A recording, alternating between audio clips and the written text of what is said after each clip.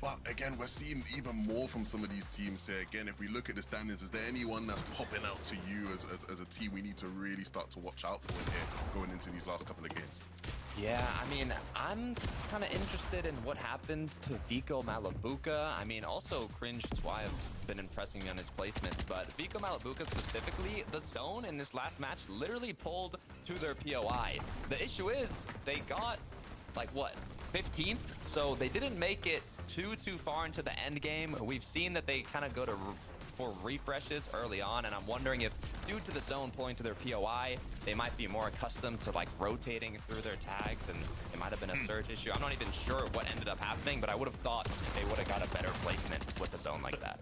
Yeah, so I think what ended up actually going on there was the fact that they ended up running out of mats, but you did see right in the refresh, they got a nice refresh. They did a clinical Malabuka play, which was a pre-edit. You always see it, it's just every single time, going back to like, what, chapter 3, they're just known for the pre-edit plays. They got a nice refresh, but the problem is, because they demand to get so many refreshes, so many fights, because they use so many mats, they were so low, that puts them in the backside of the zone. So when you're stuck at the backside, you have a rough rotate to go to the front, and we saw there they tried to go straight forward, stuck into someone else's box, and it just didn't work out. Cause for concern potentially, Takata, with these two now? Look, I'm not concerned. The thing I'm more concerned about is in the major finals if we get there, right? You know, this is Heats. I see Vico and Malabuka as a duo that's much more capable than to qualify. I want to see how they perform in the major finals. So let's see throughout the day if they fix those kind of little risky mistakes that they're having. You're saying throughout the day, Takata, they gotta do it right now. We have game 3 coming right up. Taco, Miniminer, take it away. That's right, we only have 3 matches left to work with for our duos here today, Minnie, and there's certainly some very noticeable teams that aren't even within that consistency qualling threshold, so the fire's got to be lit underneath them currently because they don't have a whole lot of time left to work with to make something big happen.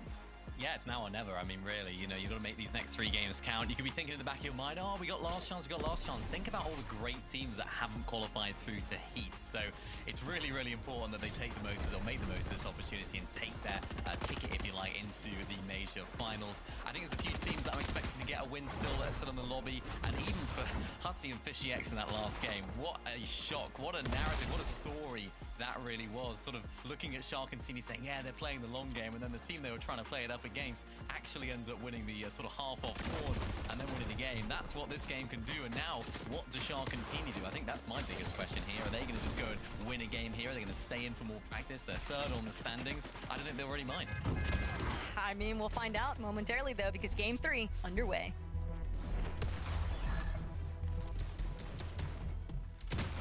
Game 3 is underway as we hop back on board the Battle Bus. For an important game for so many teams, I think this is the point in the tournament now in the Heat where you want to be sort of evaluating your overall standings, not just literally on the leaderboard, but also where you stand in terms of your overall gameplay. Are we looking for a victory royale here? Are we looking to try and play a little bit more safe and try and go for those placements? We shall see. And again, big question's going to be now at the Wonkyland POI. I assume it's going to be Shark and Tini uncontested, but we'll have to see. And it looks like the whole situation here for Cryfalls and Ken is going to be an uncontested one, is it? Yes, it does seem like it is. So that's that fight sort of been we're seeing at the beginning of the games. Chuck and Velry were sort of in that area fighting them. It doesn't seem like that's the case right now. Maybe they just weren't fans of how they ended up being third-party victims themselves in that last lobby, but still a quick grab and go for Cryfalls and Ken. They immediately try to encroach upon where Velry and Chuck are fixated. Handing back over to Wonkyland. It's just going to be Shark leading the charge, kind of hoping that they're going to be able to get some quick success here, Miniminer. While practice is great and all in a Heats format, I would imagine that these teams would much definitely prefer to just have their spot locked in, good to go. It's no longer about trying to prevent anybody else. I mean, your arch nemesis has already found their battle bus seats for the final, so you may as well just see it through if you can. It's not going to be a walk to the park by any means. There's still a lot of great contenders in this lobby. suppose they almost want to still stay in the lobbies for as long as possible, because if they were to win this game, for example, then another team that maybe Somebody is having a else. bit of a tough time, somebody else, right, is going to land over at Wonkyland.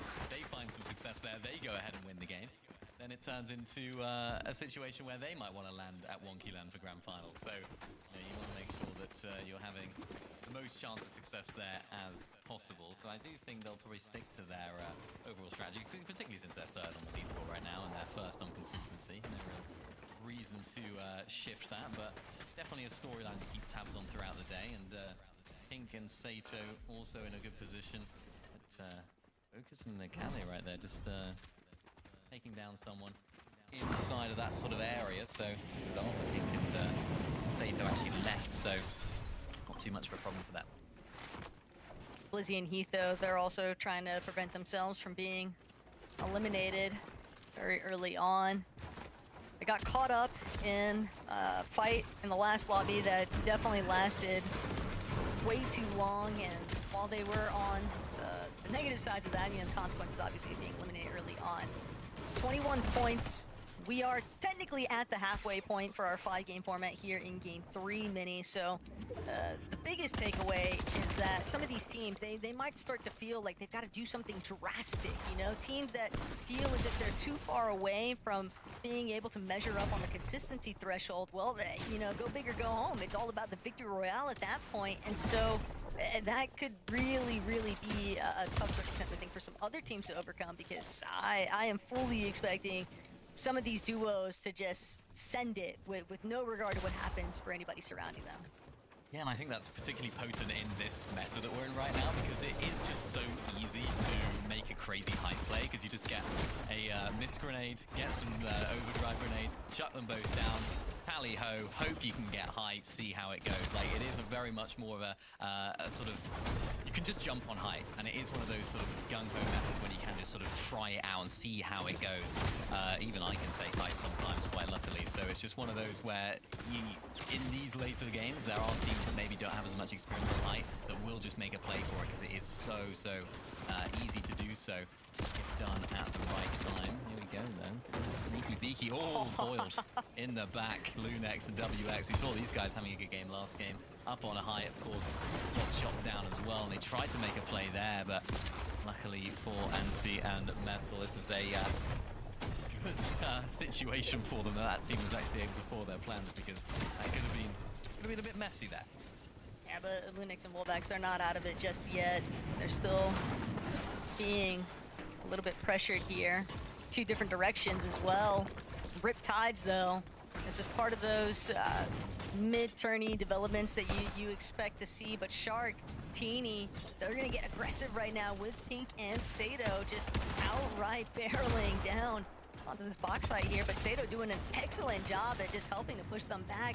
The material count just a little bit thin here, though, for Pink and Sato actually going to find himself eliminated. Shark just gets the better end of this young Fragger debate, and currently there's nowhere left for Pink to run, so Shark and Teeny are going to force that early departure. They've had Wonkyland uncontested, they just didn't like the way that Pink and Sato were looking over.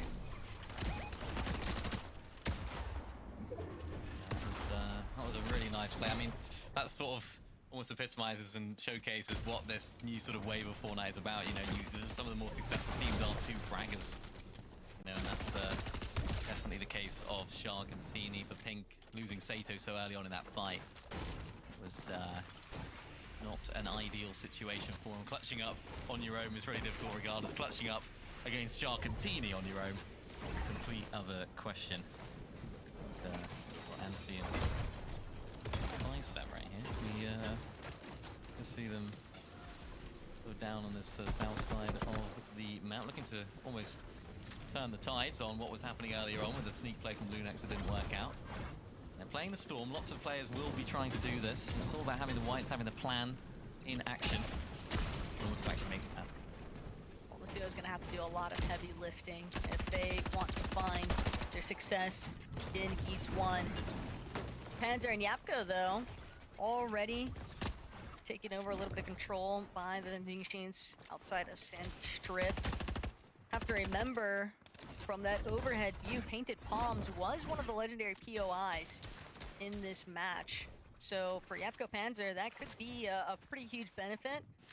And whether or not they're actually going to be able to make do with everything that they were given from that starting point, now would be the time for them to really kick things up a notch though, Mini, because 40 points on the leaderboard, they've definitely got to go for a pretty huge amount of placement points, if not a win. Yeah, one of the more experienced teams in the lobby though, so you have to imagine that they can get it done for Lunex and WX. This is where they've almost turned around. As they're finishing off what they started earlier on, they tried the sneak play, didn't work. Then the other team almost came back for seconds, but Lunex and WX just proved why they were trying to make that sneak play in the first place, try and get all that damage. And they got some loot to boot as well. They are so far back, so interesting to see how they actually manage this rotation. A couple of overdrive grenades in their inventory as well. So it's not a terrible position to be in now that they've got that surge damage. Of course, they're not going to take too much damage now they're back in that storm, so don't mind that at all.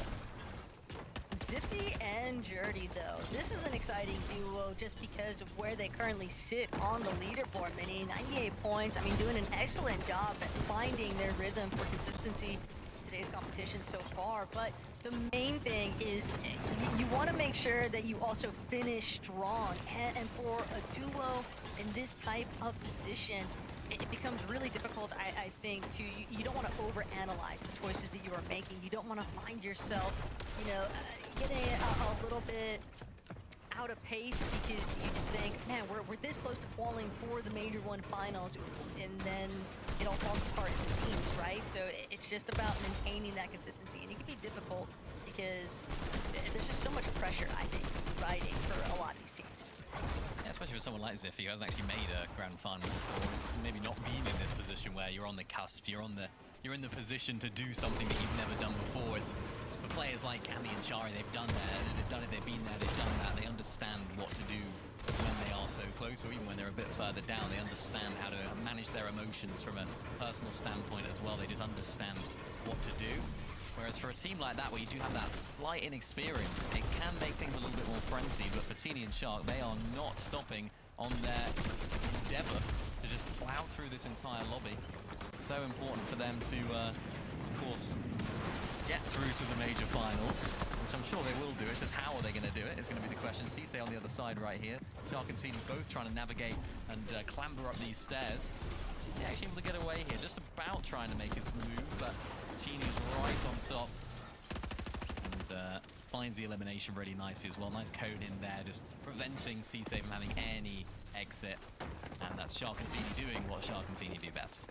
I feel like I'm watching a Shark and Teeny like rage montage currently after seeing Huddy and Fishy fall through, especially knowing that it's just because of things going a little bit sour in one lobby. Wow. One critical moment is all it takes, and now Shark Teeny, they have just been relentlessly aggressive. I mean, it starts with Pink and Sato, and I don't think it's going to end with this most recent duo either, Mini. I am full on expecting Shark and Teeny to just continue trying to rack up as many eliminations as they can muster.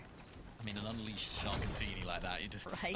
that play is scary, right? You know, the ability, the confidence they have to make plays like that, to overdrive grenade plus mist up onto height and then take down the player on height and then just chase down Cisse no matter what.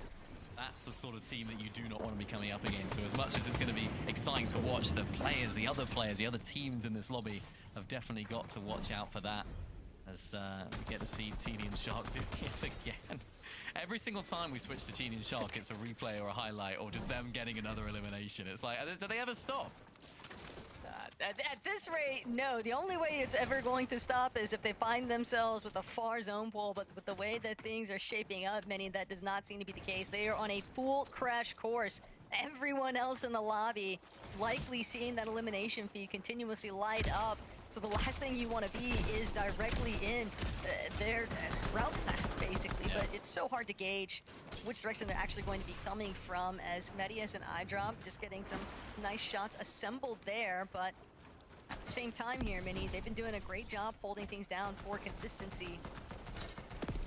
Yeah, another couple of really experienced players. I mean, iDrop's one of those players that always seems to make it to major finals and grand finals, but doesn't quite have the performance that maybe sort of bigged up to have at the beginning of the season. And looking so sharp, looking so strong at these stages of competition. So I'm really hoping, if it isn't in this major,